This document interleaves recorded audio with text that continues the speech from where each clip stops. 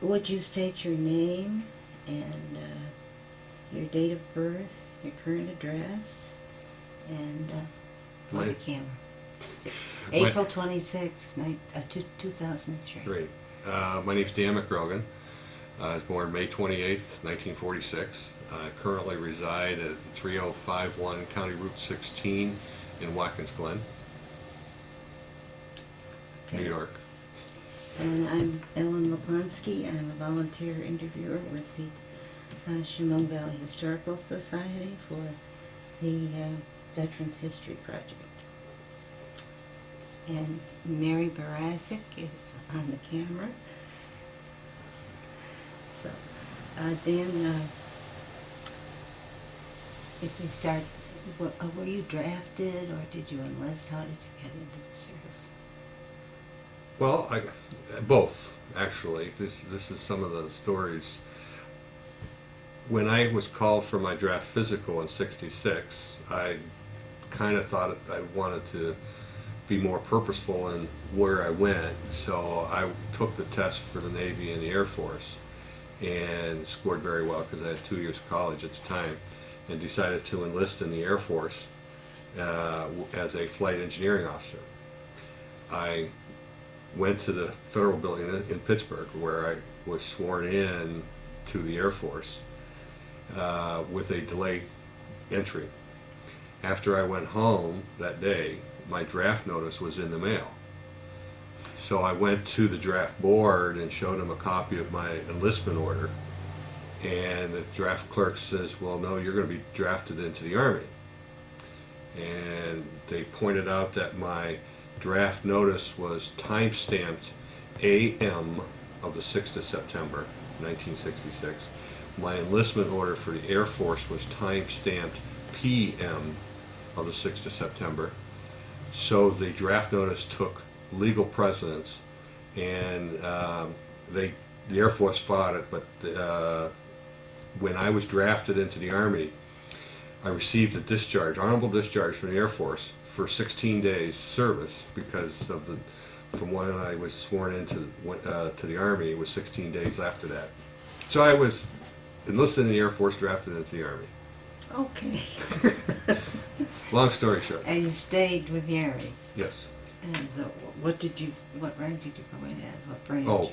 I went into, everybody goes through basic training, and I went through basic training at Fort Gordon, Georgia. And part of the Army entry was to take their battery of aptitude tests and things like that. I scored pretty good again, so I ended up getting assigned to Combat Engineer School in Fort Leonard Wood, Missouri. And that's where I did my advanced training, in Fort Leonard Wood, Missouri, as a combat engineer. After that, I had applied and was accepted into engineering officer candidate school, and that was at Fort Belvoir, Virginia. I went into the school. It was not exactly what I was thinking it was going to be, so I dropped out of that, went back into being just a normal soldier. And within 3 weeks, I had my orders to go to Vietnam. How long was your training then? Well, basic training is 8 weeks, and advanced training is 8 weeks, and then I spent 4 weeks in the officer candidate school. So I was drafted at the end of September, and then I went to Fort Gordon, and Fort Leonard Wood, and then to Fort Belvoir, and then in May I had my orders for Vietnam. Wow. Out of Fort Belvoir. So it moved pretty fast. Oh yeah. Yeah. Oh yeah, very fast. How did you feel about all of that? Well, at that point, it didn't. I was kind of disappointed not going into the Air Force, but and you sometimes wonder where I would have been today if I had gone into the Air Force instead of the Army. But at that point, I had lots of company. Most of the guys I was in Gordon and in Leonard Wood with were draftees. So I had plenty of company, and it really didn't. At that point, didn't bother me much. So they sent you back to Vietnam. Whereabouts? Well, I landed in outside of Saigon. Forgot the name of it. LBJ Airport. And I was assigned to a combat engineer battalion that was stationed outside of Swanlok, Vietnam. It's the 27th Combat Engineers. And after 3 or 4 days of acclimation and processing at a holding site there in Saigon, I was shipped out to the Combat Engineer Battalion down in Swanlok. So you didn't get much of a time to really acclimate.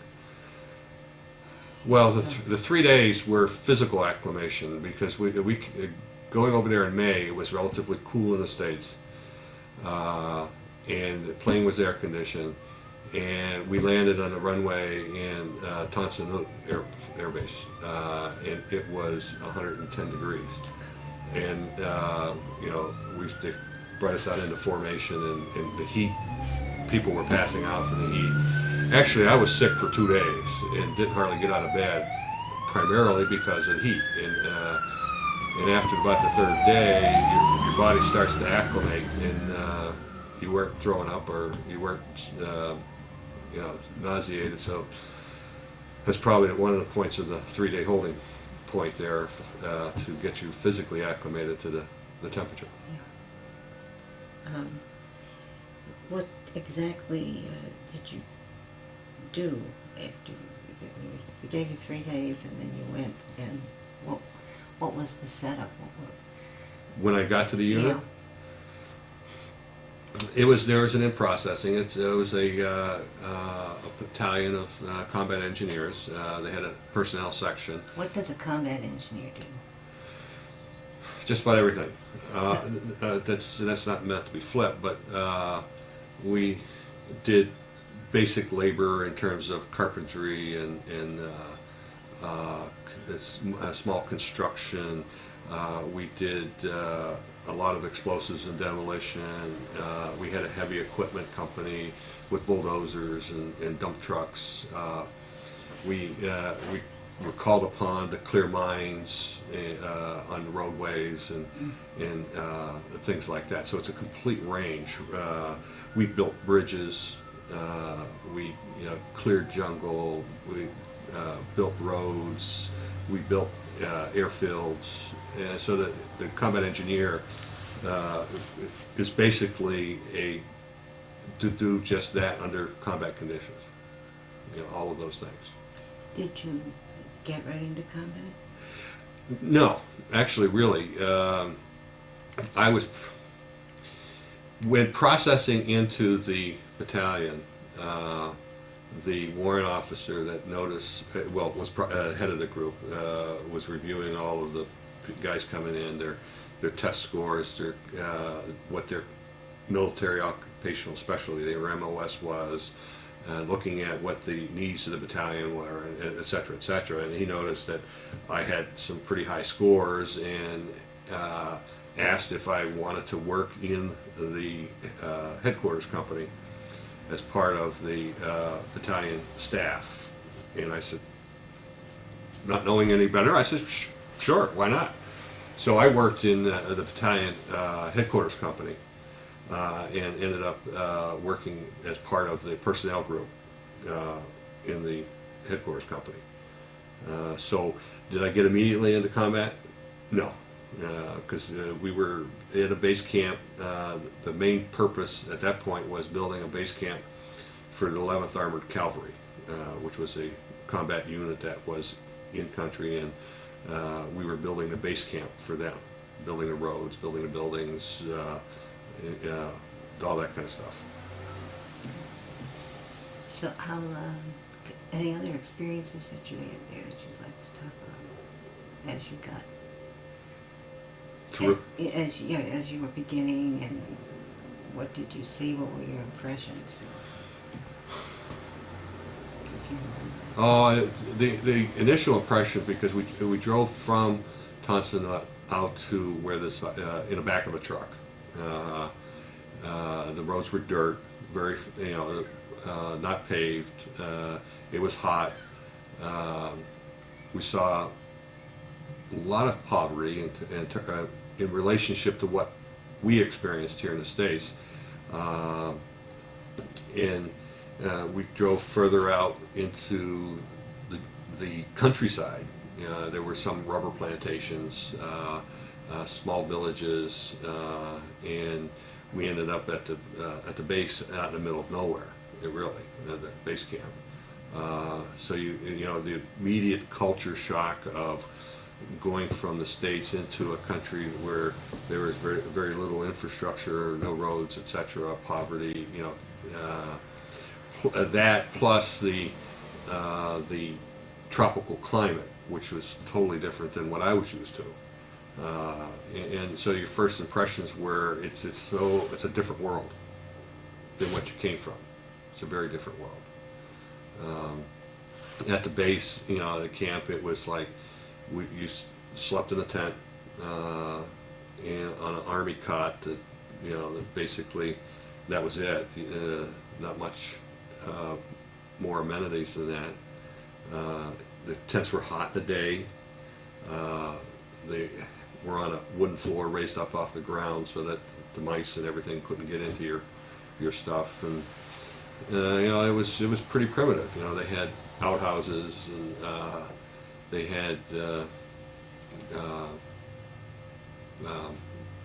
water tanks that they built up on things for showers and stuff like that. So it was pretty primitive.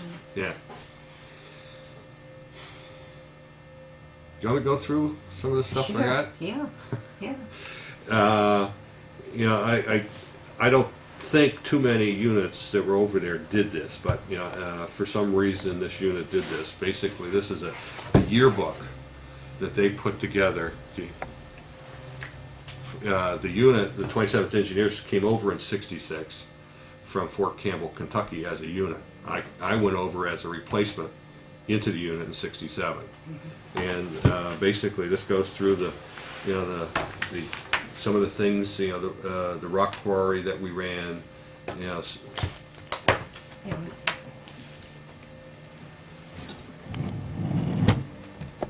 The rock quarry. But this is the map.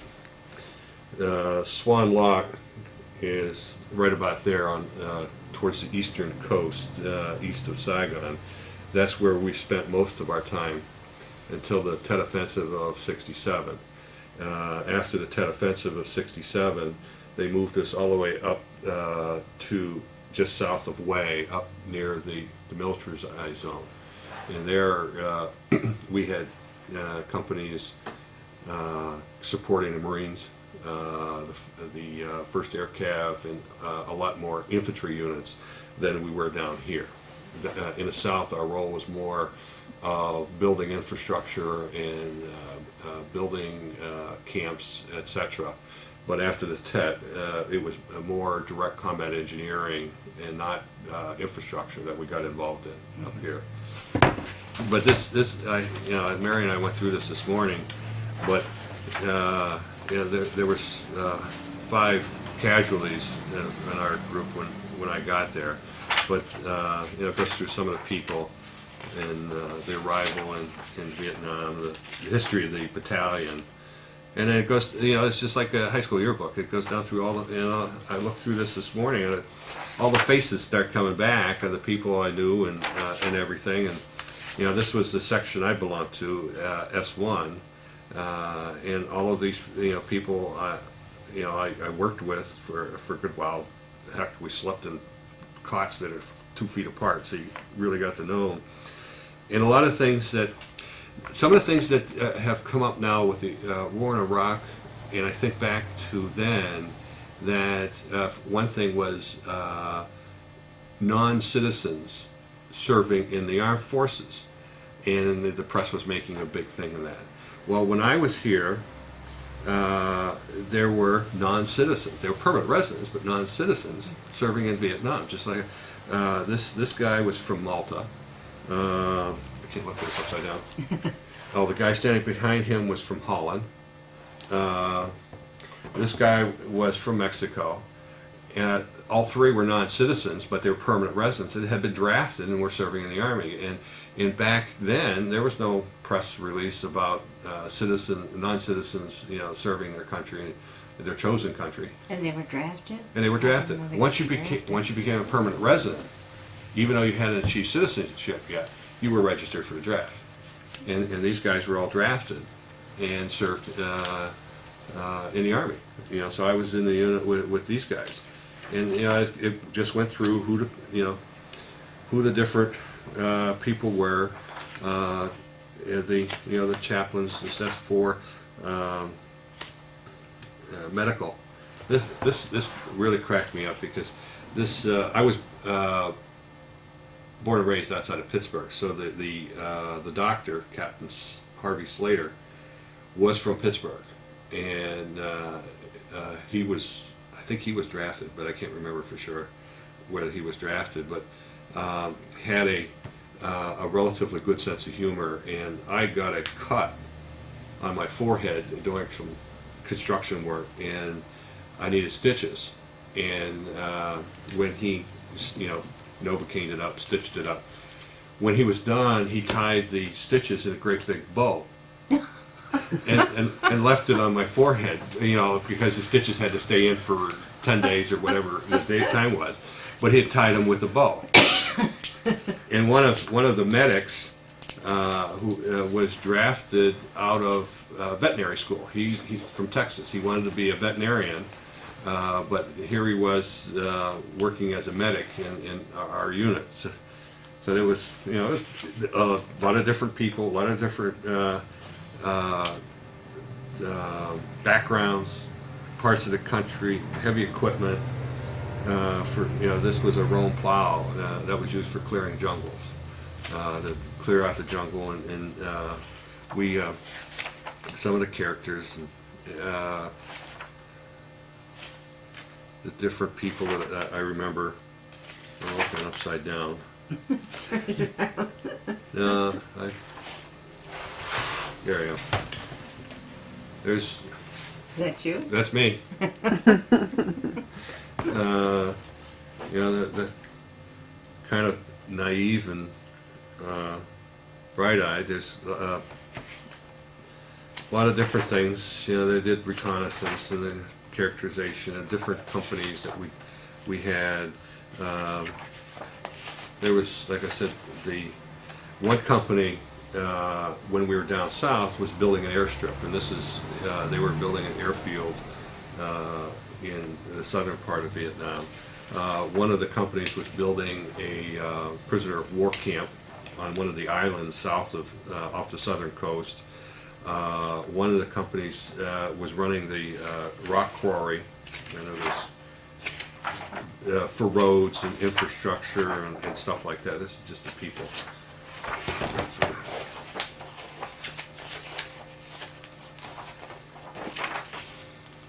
But this is the beginning of the rock quarry. This was the hillside that was with rock.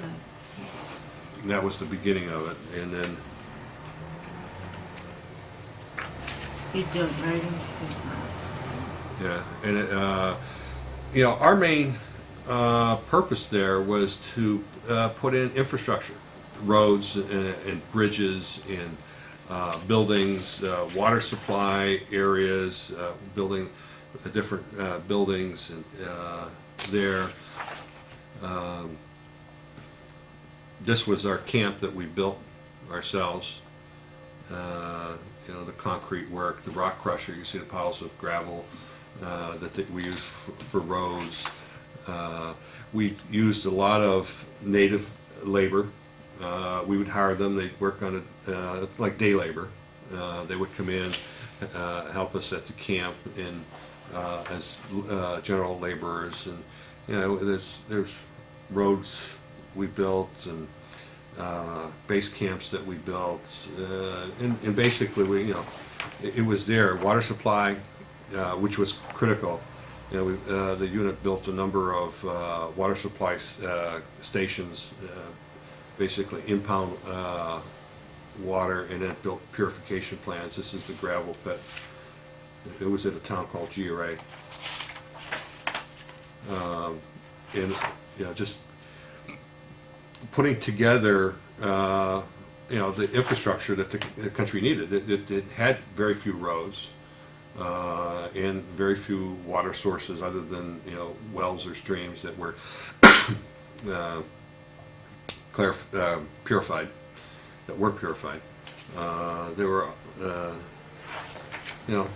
it was just that was the amphitheater we built for the camp, and they get to bring the USO shows in for the troops and everything. But we were so small and so far out, we didn't get the really big names. Like Bob Hope never come within 50 miles of us, but we did get Jonathan Winters came in, and he was funnier than heck. And it was basically you look at the all the pictures and think about, to us, we did a lot of work.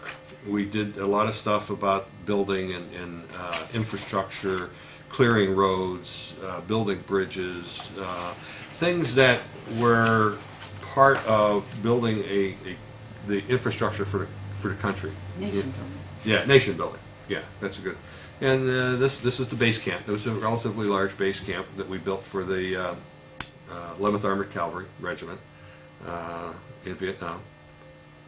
So it was kind of, that was the majority of my time spent there was in this area in the South.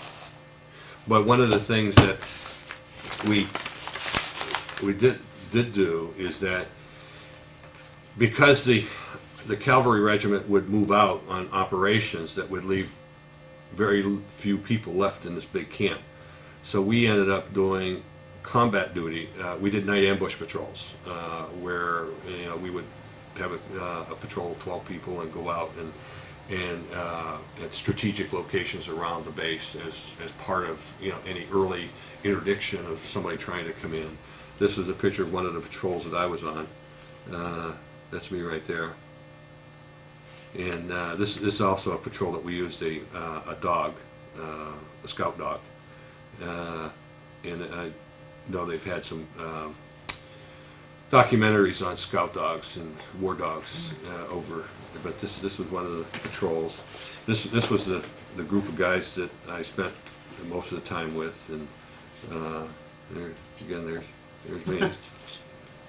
Just going, they were all over the country. A couple California, this guy's from Barnesboro, Pennsylvania. This guy's from Tennessee, New Jersey, Pennsylvania. So they were from all over the country, all different backgrounds. So it was, a very diverse group, very diverse group. So we ended up doing things like this, the ambush patrols.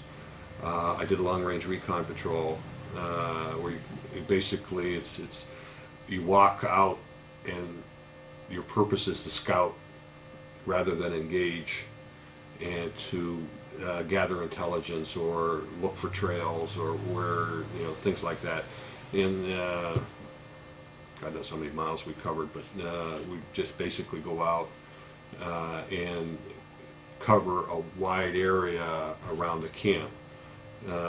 Looking for intelligence or signs of infiltration and things like that. And again, it was to scout rather than engage, because we weren't intended. In the night ambush patrol, its intent was to engage, not to just scout. We were there to be the first line of defense for the camp, and if anything has happened. So did you run into any problems?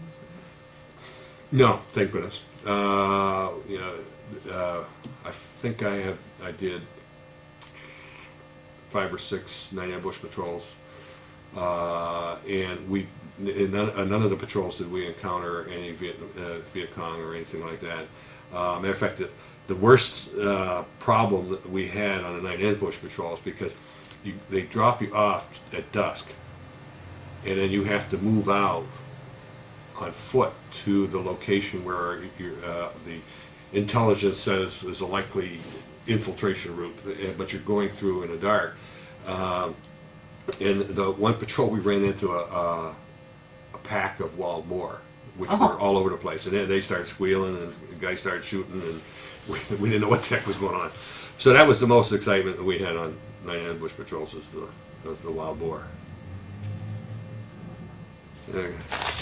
Other stuff now. This may or may not be of any interest. But you said you could scan those? Yeah. I sure want them. Yeah. That would be nice. Then you can see the faces. Yeah. These are just. This is me. This is during our redeployment after the Tet Offensive, when we moved from the south up to the north part of up to Way. Everything we had was loaded into trucks, and the trucks came part way by boat. We flew, met them, picked up the trucks, and then we had to drive the rest of the way. That was my truck. This is myself and Dan Turner from California. This was at a church school where we helped them do some building right there in Swanlok. And this is the I was going to ask you Monsignor. about that. You said you had Native person as day laborers. Did you have any problems with that? Well, not really. The one It was cooperative? Oh yeah. We had the one it wasn't a problem, but it was just a sign of the times that we were dealing with. We got mortared one night in the middle of the night, and the next day some of our day laborers didn't show up. The second day after, this one old guy showed up, and they questioned him, where were you yesterday? And basically he said he was tired because the Viet Cong had forced him to carry the mortar shells up to the top of the mountain all night. So they forced him to be a porter, basically, to carry the mortar shells up to the top of the mountain from where they were. So that was where they were firing from, at the top of the mountain. And so we saw that a lot, where the Viet Cong would force them into doing things like that, and that was fairly straightforward, or that's common practice. Yeah. This was we helped them build part of their building, school building that they were building. How was that? That was a church group that was building the school. Yeah, this is the bishop of I guess the diocese there, and I get to. Do you know if any of these things remained, or did they blow them up, or? No, there's the church. As far as I know, it's still there. It was still there when we left. And this was the school building. Oh, it's big. Yeah. Well, it was meant to be both a school and a dormitory, for kids, a lot of orphan kids. So we gave them some materials. We helped them with some equipment, heavy equipment for lifting and stuff like that. So we helped them with that. There's another picture of the church itself. Beautiful. And then there's a grotto that was out back. And then this is the front. I think it was right down the street. Yeah. Oh yeah, yeah. And I'll save that one for later.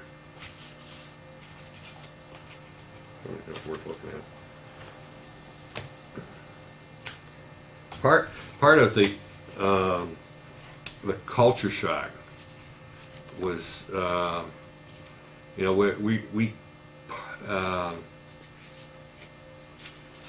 we were camped out on our move. This is part of the move on the beach. So we were on the beach, and it's surrounded by mountains.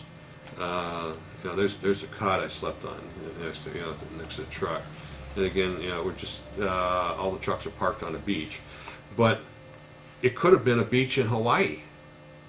And here, we're starting to go up the mountains away from our move, and it looks just like any other tropical area. The beaches and everything.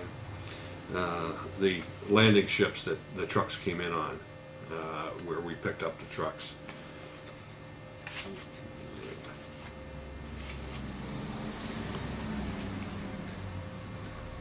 Yeah, that's not a good picture of the landing ships. We encountered this on the drive up. There were some construction engineers there trying to widen this road, and this that you see is nothing but a dirt road, and that boulder came down off the hillside and blocked the road, and we ended up having to go around it, one truck at a time, without the driver, because with the driver but without the shotgun, because on the side over here there was like a 100-foot drop off. There were no guardrails, and so we couldn't move that rock, so that we had to go around it. On the other side, on the downhill side of that, we stopped. I can't remember why we stopped, but there was a young boy fishing in a pond, and one of the soldiers went out to help him fish on a pond. This is my home sweet home up in the north. Where's Carl? This is a guy from Chicago, Carl. Oops, I had it wrong. Carl Skoliak, I think it was, from Chicago, and he picked up this pet kitten. You can just be able to see it there. But you know, he had another picture of him washing a cat. How big ears for a cat? Well, it was small, and it was fairly skinny, and there's the Bandito, part of the night ambush patrol, getting ready to go out. Because of my size and I was relatively proficient with all the firearms, I carried the M60 machine gun most of the time. So when we went out, the machine gun I think weighs 30 pounds. We had to wear flak jackets. Flak jackets are like 15 pounds.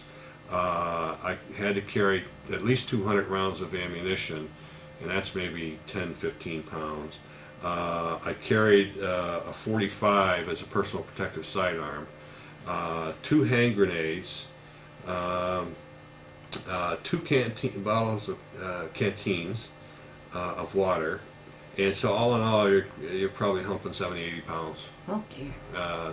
And doing that at night in the dark. But and was this jungle area too? Yeah. So that's part of the camp that we're building, all the buildings in the background there. But you know, that's you know, you look back at it and it's really different. Still got my dog tag. Oh. Indestructible. Some of the things that they gave you on as soon as you get there. Standing rules of Roger Rangers, and this is my best. Don't march home the same way.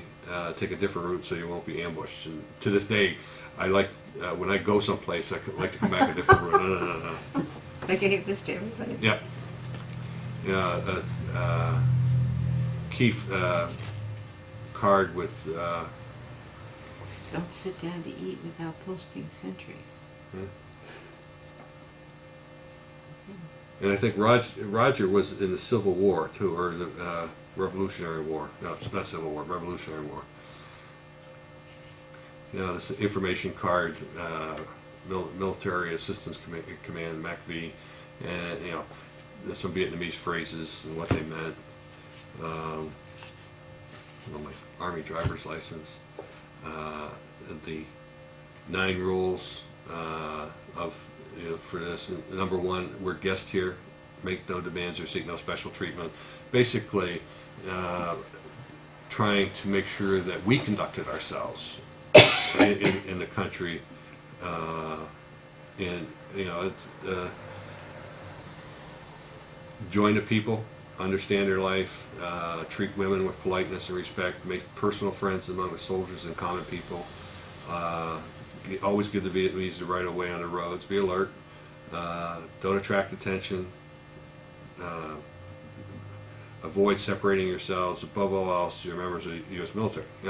That's kind of the ground rules that we. Code of conduct. Yeah. There were times when some of the ground rules got very difficult to adhere to. There was, in most cases, in all cases, we had to carry our rifle with us wherever we were going inside the base camp, even inside the base camp. Outside the base camp, we were required to be completely geared up with the flak jacket, the helmet, your rifle, and all your equipment. But one of the things that, because of the fact that we travel through civilian areas on convoys or supply convoys, we were not supposed to have a round in the chamber of the gun until we are fired on first, and that was the standing rule. And at one point there was some, and I don't remember what prompted it, they tried to say, okay, don't even put a magazine in your rifle until you're fired on. And just about uniformly everybody said that ain't going to happen. We're going to have the magazine in. Not locking and loading we can deal with, but not even having a magazine in unless you're shot at didn't fly. But again, it was all part of the fact that you didn't know who the enemy was. They didn't wear uniforms. They hid behind kids and everything else, and so it was very difficult for us to know who was who. My draft card, still got that. That's some kids' pictures. Scapular my mother gave me. I carried that the whole time I was over there. The picture in here is what I looked like when I went over. This is a new ID that I had made just before I came home. So I got the mustache is a little longer, and maybe the hair's a little longer too. How long were you there? A year. I came back in May of '68. I went over in May '67. Did they follow that rotation pretty much? Did they leave some people there? Yeah, they pretty much did. They pretty much did. There were very, very few involuntary extensions. That's where they kept you because you had critical skill and they didn't have a replacement. And that was very rare. A lot of guys would voluntarily extend their tours over there. So it wasn't, but they stuck to the rotation pretty well. These are just some souvenirs. Taipei Playmate Bar. I won't tell you what that was about. But, oh, you got to tell us what that was about. But, yeah, that's one of the things. What did you do for recreation? Singapore dollars, Taiwanese dollars, military payment certificates. They didn't pay us in cash. Oh, They paid us in script when we were in country. Some Vietnamese piasters. Were they? Yeah, it was like 26 to the dollar at that point, I think. Bank of Malaysia. I was in Kuala Lumpur, Malaysia. Another Vietnam. So I just keep these as souvenirs along the way.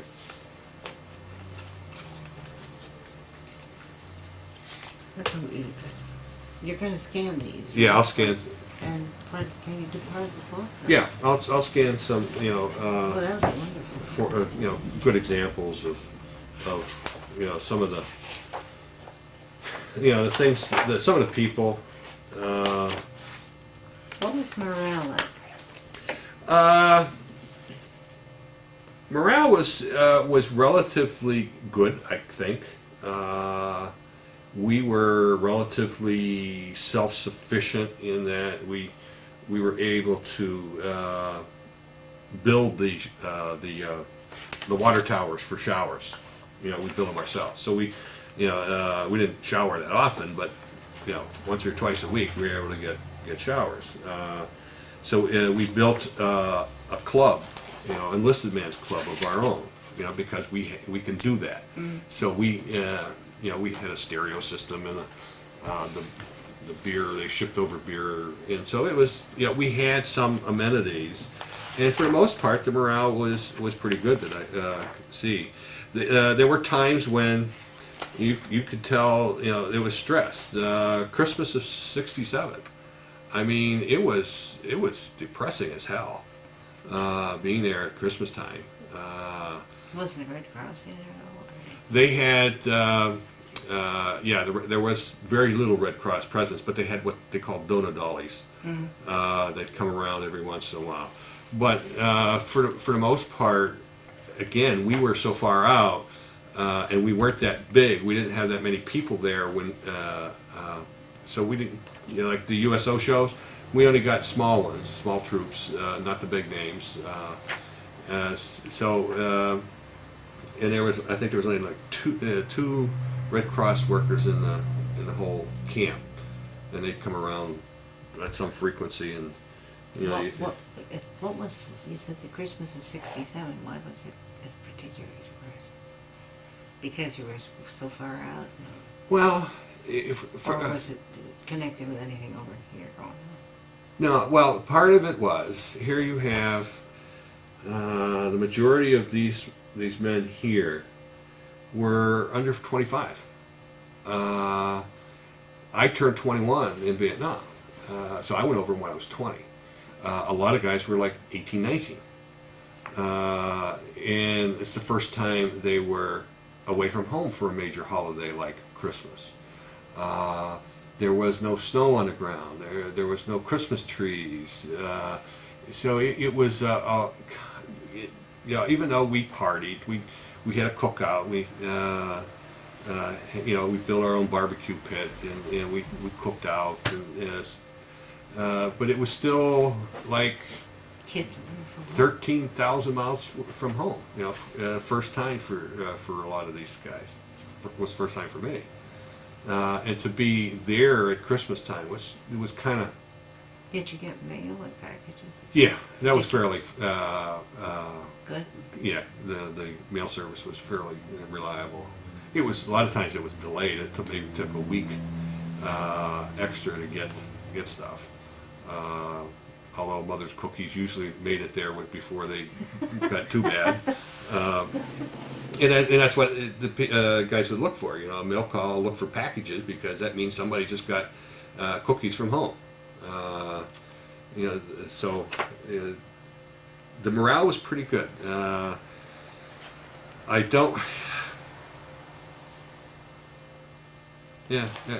Now. What was going on over here? Did that affect? This was in '67. So the 68.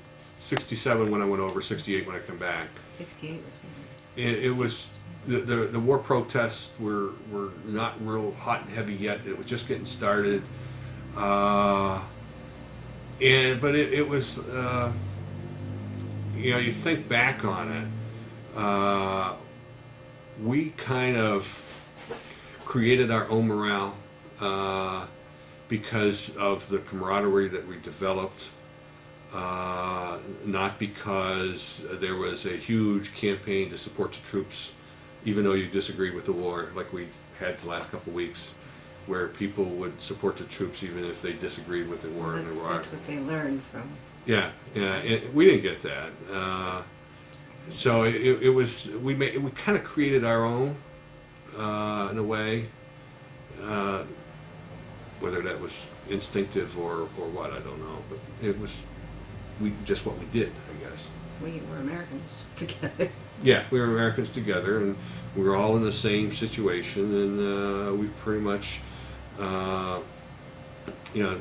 did our own thing, I guess. It was it's. Hindsight, you look back at it and you think differently about, when I came home versus, the news stories today about the one naval ship arriving in San Diego and all the celebrations. There wasn't any. So you think about that, but then you can't let it bother you. You've got to understand it and learn from it, not let it eat at you. Tell me, you went to quite a few different places. And I want to know what you did for recreation. Recreation, primarily, there were guys played cards. Just like any war, World War I, World War II. You sit around at night and you play cards. There was some reading material. Some guys got books. And there were, we played softball. There's a picture in here of one of the special services, a guy with a baseball bat or softball bat. We usually had things like an intercompany or interplatoon tug of wars. Except because we were engineers and we had the equipment, we dug a pit in between the combatants, so the loser got dragged into the pit full of water. Stuff like that. I'm trying to think where I know it was in here. It's, with the baseball bats, softball bats, we had things like that, the tug of wars. And, so we basically. Oh, I don't know what I was doing. There's one.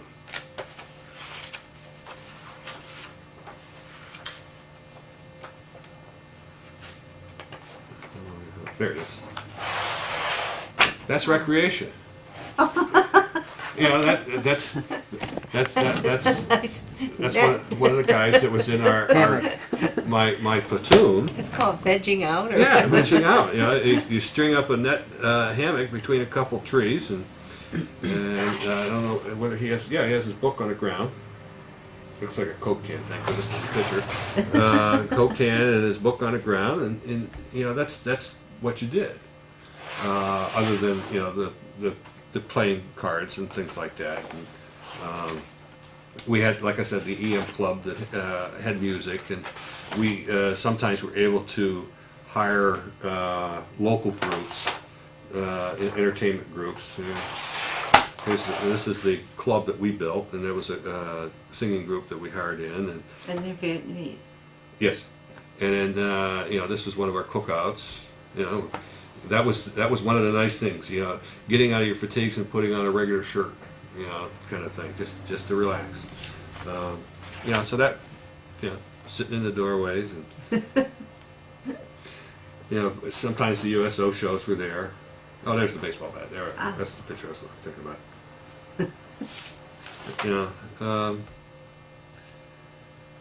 But most of the time it was like we worked 12-hour days, even every day. We had our. Well, he's a medic actually, but he I don't know where he got his barbering skills, but he ended up being the battalion barber,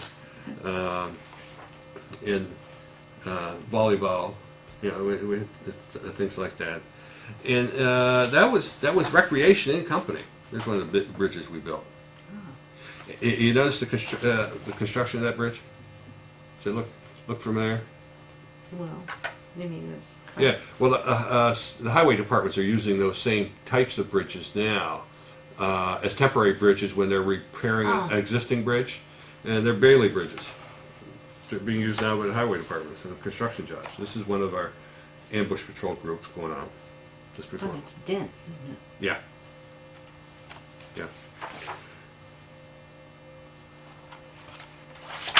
Guys. Weren't you scheduled to come home right before the Tet Offensive? No.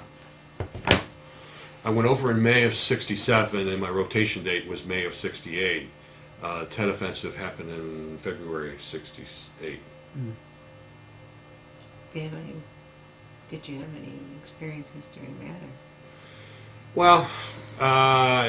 Well, yes, this experiences where we were left isolated. Communications was cut off, supply lines were cut off, and because there was a large uprising in Saigon, the armored cavalry that was in base camp got pulled out of there and sent to Saigon.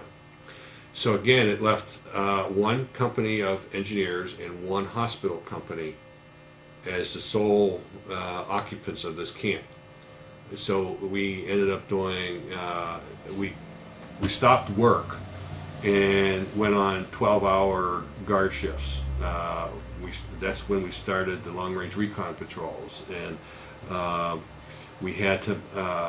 We started running low on supplies, and we had to mount a convoy. Normally, convoys were escorted by some of the armored vehicles as protection. Our convoy made up of a couple 5-ton dump trucks, where we mounted a machine gun up on the top of the cab, a flatbed truck to carry the supplies back, and a couple pickup trucks, 3/4 ton pickup trucks with machine gun. And that was we had to protect ourselves. And we had to run into town, to the nearest supply depot, pick up supplies, come back. And our experience with Tet came afterwards when they shipped us north to Way, is when our company started really doing more combat engineering stuff than the construction side. We had one company with the 1st Marine Division. We had one company with the 11th, 7th Air Cavalry, the 7th Air Cavalry, I think it was. And we were up there in supporting the Marines that were retaking the city of Way. And because I was in headquarters company, didn't get into the fight, but our units did. With explosives and blowing up obstacles and tunnels and stuff like that. So you mentioned clearing for mines. Did you do much of that? Our group did. We had a couple people that specialized in it. I didn't personally. Were there any accidents with that? No, thank goodness. Yeah. No, not with our people. Was it heavily mined? In places, yeah. We had what was called a ready reaction force. That if something happened, we would be in the vehicles, all geared up and ready to go within 5 minutes. And we had one of those where snipers were firing at some of the bulldozers. And so we went out searching for them, and we had an armored personnel carrier with us, and the APC hit a landmine, and basically the driver of the APC lost his leg in it, and right above the knee, and basically that was that pot shot guerrilla war type of thing. Yeah. Where it wasn't an army coming at you, they were taking pot shots at you while you're trying to do your work, or just being there. Yeah, guerrilla. Yeah. Yeah. So. There are a lot of mines still there. We didn't use a lot of landmines. They did. They did. Landmines typically are best against vehicles, and well, they didn't have any, so it didn't make any sense for us to put out landmines. The other thing is where we were, the soil was very clay. And when it rained, the clay started moving, so you wouldn't know where your own mines were. So we didn't put out mines. The only ones we put out were the anti-personnel mines that were above ground, and we put those out at night to bring them back in the morning. That was it. They would mine the roads and aimed at our trucks or our armored vehicles and things like that. But we didn't use any. Tell me where you went.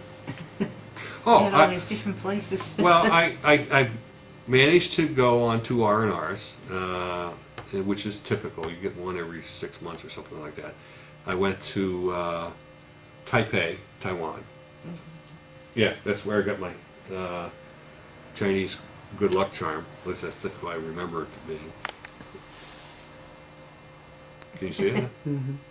Not real close, but I brought home souvenirs, and we went all through the country, and there was a naval base there where you can rent a car with a Chinese driver that spoke English. So we rented the car with the Chinese drivers, me and another guy there together, and we drove out to the coast, the fishing villages, and up into the mountains, and saw Chiang Kai-shek's residence. And, yeah, villa. And all of the, you know, we just really toured the countryside a lot.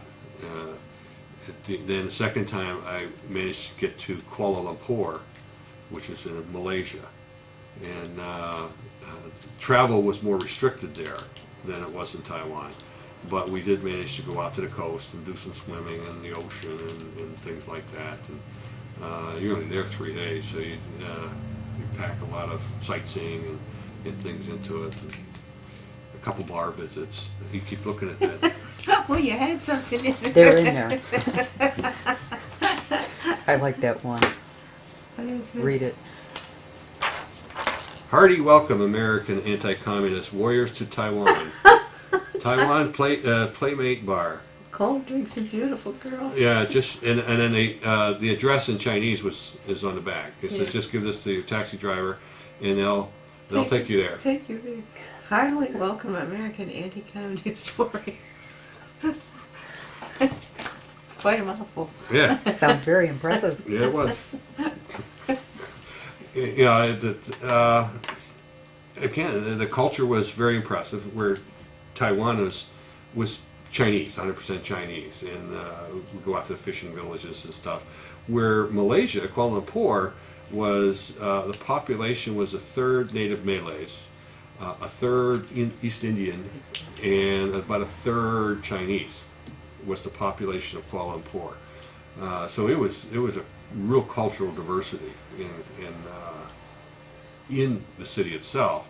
But it was so mystifying to some 20-year-old kid from Aliquippa, Pennsylvania, that this is the first time he's ever been outside the country. So I took lots and lots of pictures. I got boxes of them, but unfortunately back then 35mm slides were the rage. So 90% of my pictures are slides now instead of prints. I guess we're ready to replace the Got tape. 3 minutes. You want a glass of water already? Yeah, where's the little boy's room? Molly, where? Downstairs. Downstairs. If you go down the stairs and start heading back out towards the main gallery, it'll be on your right-hand side. Okay, I'll be right back.